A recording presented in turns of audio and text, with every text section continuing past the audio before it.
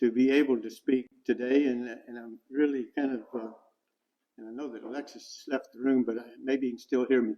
But, you know, you're going to see that the songs that we sang this morning have so much to do with the lesson, and I didn't tell Alexis what I was going to talk about.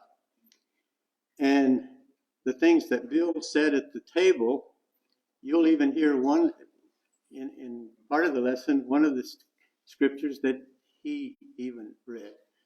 And then I'm really happy too that Lyle is here today. Yeah, you know, I told him that I was speaking today, and the last time I spoke on a similar subject. In fact, it had this same title, except this one has a 2 after it, the incomprehensible power of God. And I think you will see, and if you want, whoops, hope that doesn't mess up.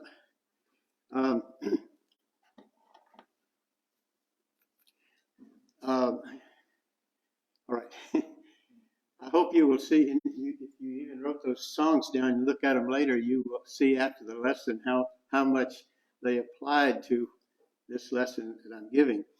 You know, some of my favorite scriptures, some of my favorite lessons are related to the power of God, and it's possibly because they have such a positive impact. The last lesson began with the first verse of the Bible. In the beginning, God created the heavens and the earth. And I pointed out that it seems it's such a brief verse, but it expresses the omnipotent else probably in the whole Bible. I mean, and we can just skip over it, we read it, we memorize it. But to think about it, I mean, to start the whole Bible with that verse is really impressive, I think. Now, when I say incomprehensible, I am saying some things are actually beyond our comprehension. You know, the omniscience is beyond our comprehension. Omnipotence, you know, having all power is beyond our comprehension. Eternity is beyond our comprehension. Now, the lesson this morning, I actually presented several years ago, and this is an updated, revised version. It has many, many slides, more than normal, but the slides are basically my narrative. It's full of scriptures. I'm a scripture person. As most of you know, that's what I put on the slides most of the time. And so, and there'll be more scriptures in this lesson than commentary. I mainly let the scriptures tell the story. Let the Bible give us the story. Now, I'll review some things about the uniqueness of Jesus. And again, some of this relates to the songs that we sang. You know, Jesus, God in the flesh. I mean, incomprehensible, really. And the powers that he had. And again, you'll see that I'll emphasize my mantra, you know, paying attention to every word, because every word is important, and it's very easy to skip over words sometimes and not pay attention or just miss it. And the main part of this lesson is one showing the power of God in controlling the very hour something would happen. Most of you probably are aware of this expression, the first one on the slide here. These are words of Jesus, that my hour has not yet come. It occurs, he says it several times before he gave up his life to be crucified. And then he ultimately said, the hour has come. And he would give his life. And I want to show you how very, very specific and significant the statement is. And until that specific hour arrived, nothing, nobody could change that. And though we'll see, and we'll read, numerous attempts were made to do otherwise. But again, it shows the power of God. And you're going to see some amazing scriptures, I think. All of us know that, or believe this is the first prophecy of Jesus in the Bible in Genesis 3:15, after Adam and Eve were deceived by the devil. And God told Satan, I will put enmity between you and the woman, and between your seed and her seed. He shall bruise you on the head, and you shall bruise him on the heel. We might wonder when this actually might happen. If this is a verse at the beginning of the Bible, when would this happen? When would all of this take place? So the purpose of this lesson, it would result in even greater belief, I think, in the power of God. Another scripture familiar to most of us, Galatians 4:4. I mean, the Messiah was going to come, and in Galatians 4:4 it says, when the fullness of time came, God sent forth his son, born of a woman. You know, this is a reference, of course, to the birth of Jesus. And I want to point out just almost a side note here. Again, paying attention to every word. You see the sentence, God sent forth his son. You know, maybe it's easy to skip over, but, you know, he doesn't say this is Joseph's son, Mary's son. It is the Son of God. It's a miracle. And that's one of the things that we have to confess. We believe in the miracle. We believe that Jesus is the Son of God. So, again, Jesus did live in the flesh. And I'll share a couple of scriptures that emphasize that fact that Jesus came to earth and did live in the flesh. We know this passage too, John 1:1 and verse 14. In the beginning was the Word, and the Word was with God, and the Word was God. And then it tells us in verse 14, the Word became flesh and dwelt among us. And we all have come to understand that is Jesus coming in the flesh. And this one, Bill read this morning, being made in the likeness, Paul says in Philippians, being made in the likeness of men, being found in appearance as a man. Yes, Jesus lived in the flesh.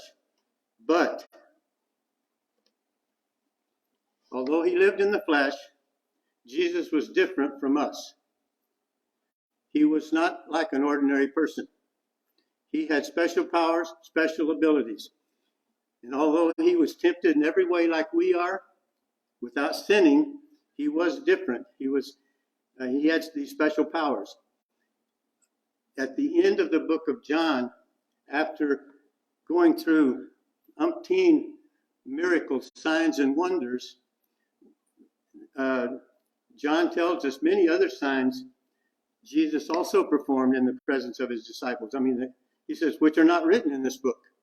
He did a lot more than is written in this book. But these have been written, and here's the purpose, that you might believe that Jesus is the Christ, the Son of God, and that in believing you might have life in his name. Now I'll show you a few that are written so that we might believe. I'll just quickly run through some here. In John, one of the first things is Jesus is found walking on the sea. You know, that's not an ordinary ability. In fact, we don't know of anybody who can do that. In Matthew 8, in verse 3, there was a man who had leprosy, and it doesn't just say that the leprosy was continuing. In Matthew 8 and Matthew 8, there was a paralyzed servant of the centurion, and Jesus didn't even go to see the servant. In essence, Jesus just said, he's healed, and he was, and the scripture says that very moment. In verses 14 and 15, right, the next two verses in that chapter, Peter's mother-in-law had a fever, and Jesus simply touched her hand, and the fever was gone. And she got up and waited on Jesus.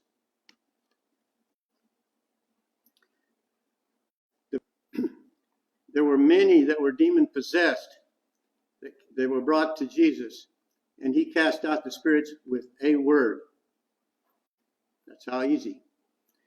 And then in the same verse, it says not that just some were healed. He healed all that were ill. You know, it's a little different from what we hear. We used to hear a lot more about the faith healers around today. They can't heal everybody. You know, they really can't heal anybody, but, Jesus healed. It was 2:8. Jesus rebuked the winds and the sea, and everything became perfectly calm. Ever heard of anybody able to do that?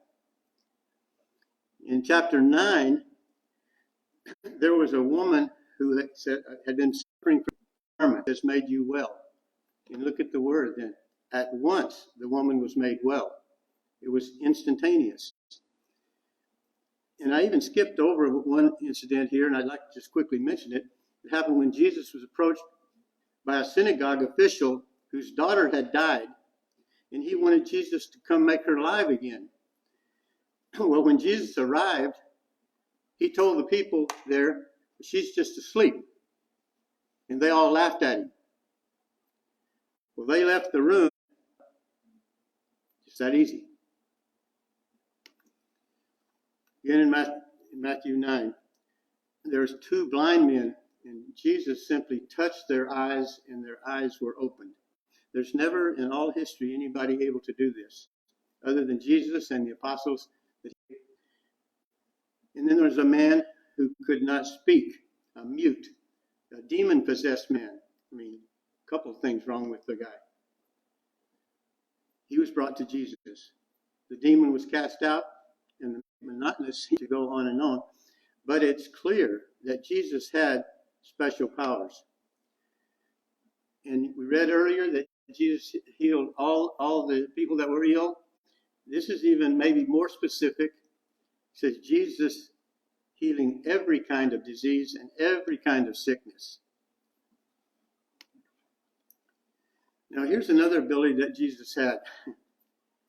You know, sometimes we might say, I know what you're thinking, but we really don't. We can't. We don't have other chance what they were thinking or what they were going to do. Here are a couple of scriptures that verify that in their heart.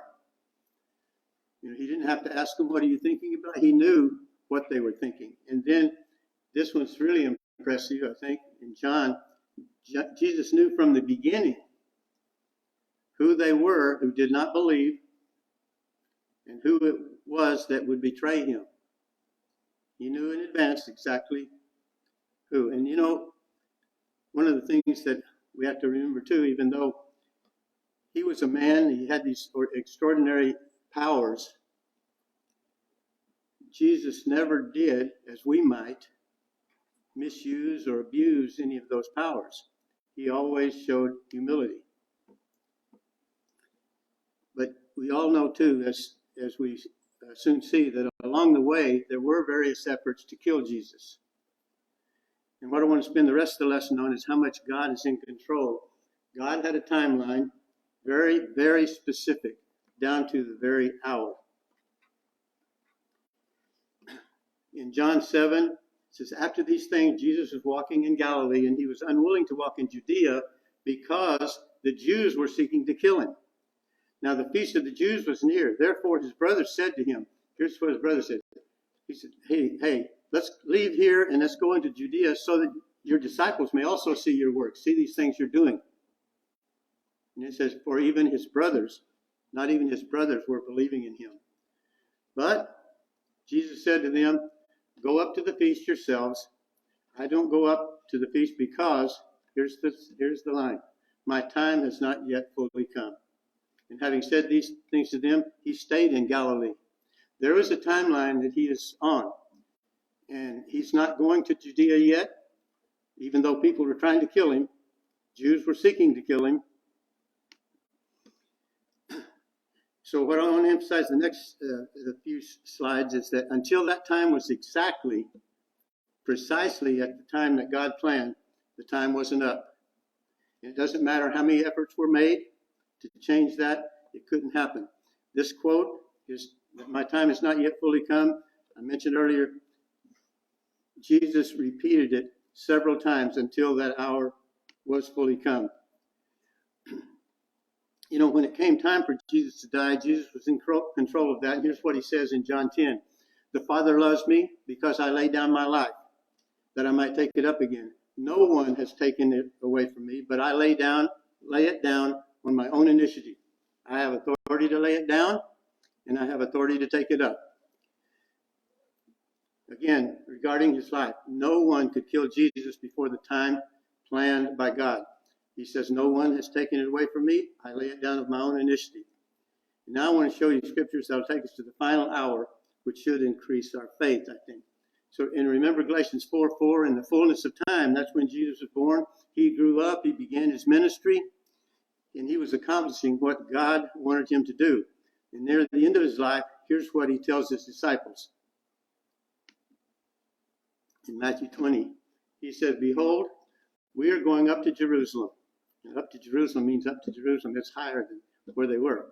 And here's how specific he was. In advance, he's telling them these details. The Son of Man will be delivered to the chief priests and scribes.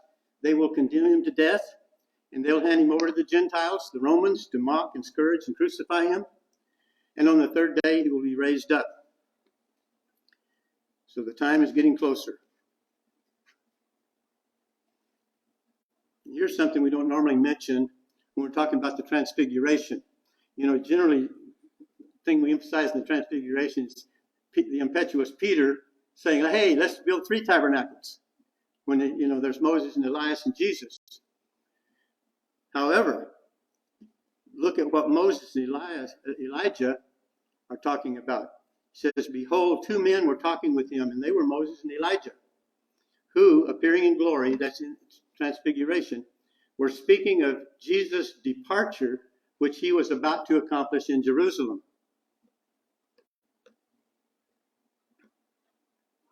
So the hour is getting closer. I digress just for a moment to remind you of this. I put this verse in a lot of times.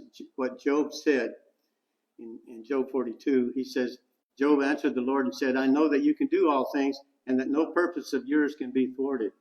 So, of course, the reason I'm mentioning this is I've already said, nobody could affect God's timeline.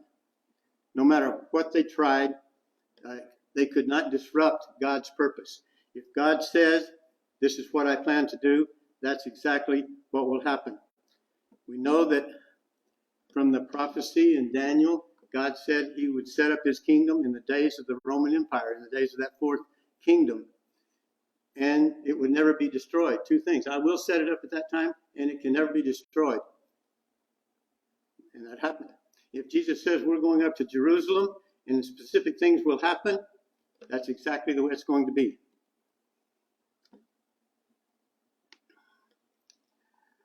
So, I said there were numerous attempts to kill Jesus and him, and no man laid hands on him because why couldn't they lay hands on him? Why couldn't they seize him? It tells us, because his hour had not yet come. Now, it's kind of strange. I mean, you got all these people. They can't seize him. Now, watch.